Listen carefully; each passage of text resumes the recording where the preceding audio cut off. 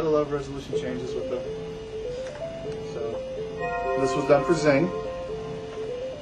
They paid us a development fee to make it, and then we get a percentage of whatever they distribute. Plus, I'm allowed to distribute it wherever I want in the digital world.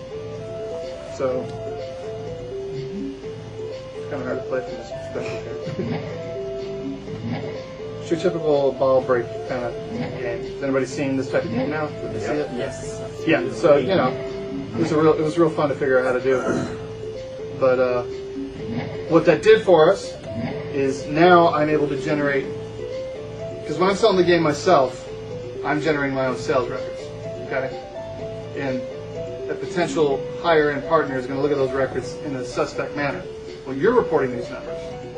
But if I have a distributor, an official distributor, whom prospective clients in the future have had relationships with before, and I have sales numbers from them, that adds more validity to my company being able to complete a project for someone. And through that step of the phase, we were able to meet more folks who are working with us, like Steve and David Miller. Anybody know them? Nobody? I told them to come. They're here in, yes, it's all kind of preliminary. This is where we're generating our background effects using the background gradient object. This is why we made the object. You know, you're going to be able to quickly change the background effect like you do in all the tactics games to represent. Let's say I wanted to jump up real high. No, hold on. Let's make this guy blue again. Here's an example of combining all the different effects. Maybe not.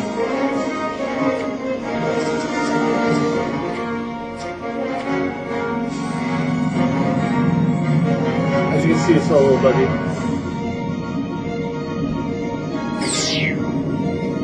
But, you know, this is where we're designing all those different environmental effects. Jump high. Yeah, well. Here's the movement engine. I don't have the latest version with me, but you basically paint your path and then double click it and all the layering's in place. And it's going to play like a, you know, like Final Fantasy Tactics. Here's a little bit of our particle work. This is the experimentation phase of development. We're just putting it together to see what we can get it to do, what works, what doesn't work, based on our design document. Any of you serious developers create a design document before you begin working? Nope. That's why you're having to do your game 4 times over. Put a design document together. Think about everything you want to do, and then work off of that. This is what casting a spell will start looking like. And then when you execute the spell, all the particles fly out. And then here's another little spell that we're just kind of working on. We've got about 12 of them done that, you know, messing with, but, you know, just simple stuff.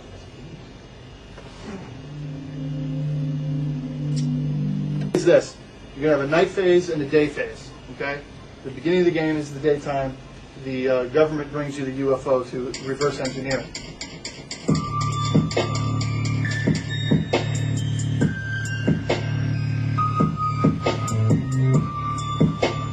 That's your little menu with the unidentified objects approaching your island, your secret world government base.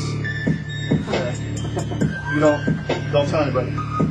And then we got your option screen. We're trying to chalk in as much detail about what the whole conspiracy and you know, are UFOs real in it, down to the clipboard for your option screen. This is actually ripped from a blue book. Anybody heard of Project Blue Book? Air Force, United States Air Force. Reporting all the unidentified objects. This is actually the actual form used. I just changed the wording so they wouldn't come hunt me down. You know how the government is. Well, at least my government. Right? Where you set your settings. But, you know, this questionnaire has been prepared to you to give and it said Air Force, as much information as possible concerning the unidentified aerial phenomenon. That's an actual form people who saw UFOs during that project filled out. So, you know, attention to detail, it's important. You got your little information screen where you're told that we've found another crashed vessel and we're going to send it to you to reverse engineer. So you're reverse engineering it in the beginning of the day by just selecting a simple category. It'll be I think it's 5 technology categories or 4, and it's depending on what order you upgrade, or reverse engineer unlocks the new buildings. And then during the day phase, you build the buildings that will be used to defend yourself from the alien incursion that will occur at night as they try to recover their technology. The aliens don't want us to know that they stole everything from Bill Gates. Makes sense, right? So here comes your little boat.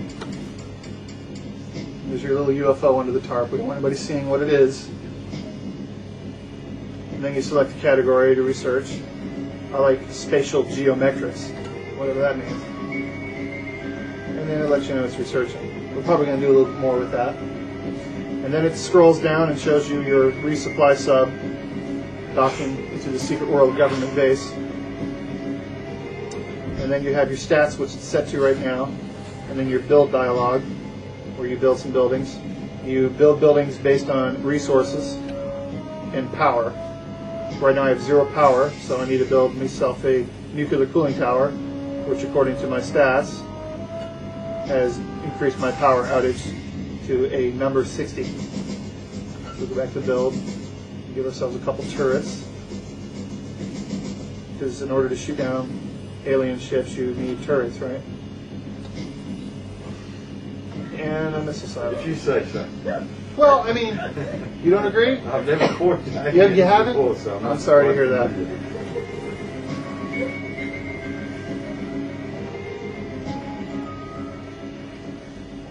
You know, you guys got tons of sightings in the UK, so just I've never go fought. inside at night. I've Okay? never fought. There's a chance. Right, there we go. So you shoot with one mouse button, and then you lay down your defensive missiles with the other mouse button. We're still, see, the gameplay is kind of iffy at this point. I want to make it a blend between strategy and arcade. And the initial design document, the way it was set up, the fun factor wasn't there, so we're still trying to iron that out. Once you survive the wave, each wave gets stronger and stronger, you go back to your days phase. You lose the game when, of course, you have no way of defending the base.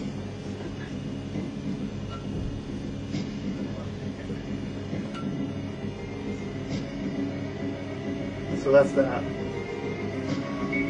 Then, as you advance in levels, we're going to have actual information unlocked that I'm working with. Anybody heard of MUFON? Mutual UFO Network. They're like a civilian-run organization that's worldwide that supposedly gathers information about UFOs.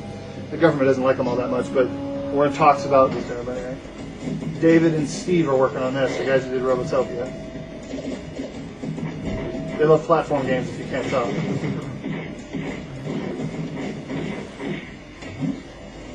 Bloop.